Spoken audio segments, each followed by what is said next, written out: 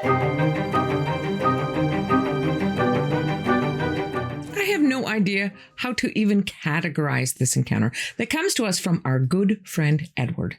The events in the story actually happened to his Uncle Mike way back when the territory of New Mexico was not even a state in the Union yet, before World War II started for the U.S. Santa Fe was the capital of the territory, but not a real hustling and bustling place to live. So the kids would roam for a change of scenery to the Santa Fe mountains.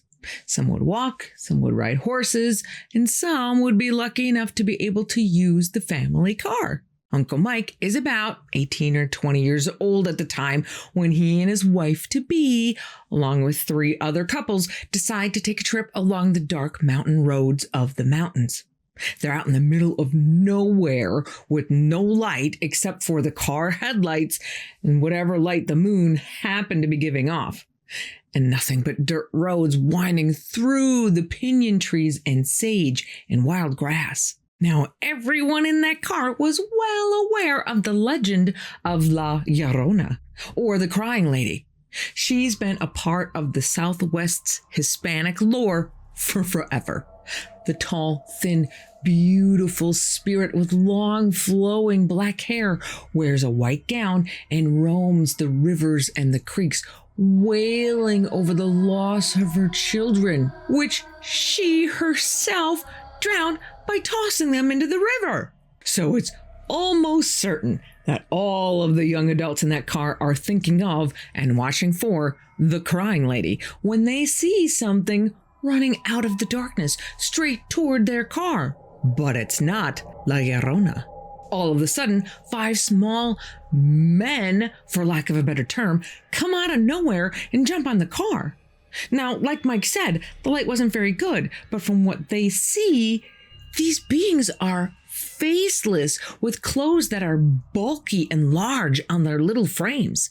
Now, most cars and trucks of the time have running boards on the sides where a person can stand or sit, plus steel bumpers coming out of the front and the back of the car. One of the creatures jumps on the front bumper and one on the back, while the other 3 jump on the running boards. As they jump on the car, it's like they add 50 times their weight, and the car starts slowing down to a crawl no matter how hard Mike stomps on the gas. The engine is screaming at full power, but the car is barely moving. And while Mike may have been a little light on details when he told the story to Edward, I think it's fair to say that all the girls are probably screaming. I bet the guys are too. Mike doesn't say how long this encounter lasts, but just as quick as they appear, all the little whatever they are jump off all at once and disappear into the night, making no noise and never saying a word. They just disappear. And as they disappear, so does all that force or weight that's slowing down the car. So Mike, who has the gas pedal to the floor, quickly lets off the gas as the car lurches forward, finally free of that force keeping them at bay. Everybody is pretty freaked out, to say the least, but they all get back home with no further incident.